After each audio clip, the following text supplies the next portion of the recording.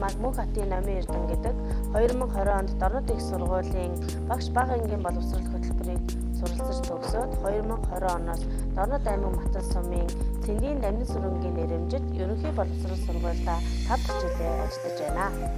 2025 онд Улаанбаатар Эрдэнэ их сургуулийг боловсрол судлал магистрийн зэргийг хамгаалсан.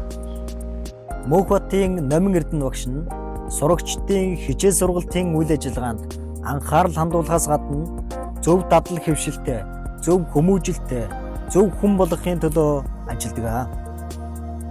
Мөн ажиллах хугацаанд ялгаатай даалгавар боловсруулан мэрэгжлийн хөгжлийн бүлэгтээ байршуулан түгээн дэлгэрүүлэлт хийсэн. Сургалтын арга зүй мэрэгжилдээ оруулсан хувь нэмэр зохиогдсон бүхий сургалт үйл ажиллагаанд тогтмол хамрагдаж арга зүйгээ дэвшлүүлэн ажиллаж байна.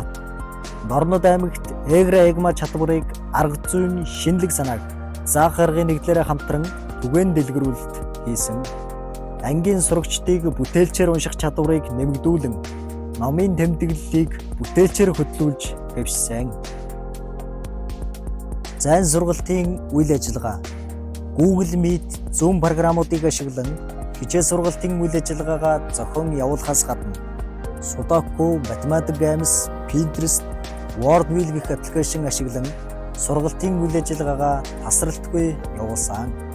Хүүхэд бүрийн хөгжил сургуулиас зохион явуулсан гимнастикийн тэмцээнд 1-р, жил бүр зохион байгуулагддаг ундрмал авьяас урлагийн үзлэгийн наадамд 2-р, 2022-оос 2024 онуудад Кенгуру олон улсын лог пазлын IQ уралдаанд даасан ангийн сурагчид нь жил бүр амжилттай оролцоор ирсэн. Сургуулийн дотор байрны номын санг байгуулахад анги хамт олноороо 80 гаруй ном хандивалсан. Эцэг эхчүүд сургууль болон ангиас зохион байгуулж үйл ажиллагаанд идэвхтэй оролцдог. Үүнээс дурдвал эцэг эхийн дунд зохион явуулдаг волейболын тэмцээн, номын сангаас зохион явуулсан том ном хийх уралдаан, анхаа тэмцээнүүдэд амжилттай оролцсон. Мөнх хотын Номын Эрдэнэ багш нь 2024 онд боловсролын салбарын арга зүйч цол тэмдгээр шагнагдсан.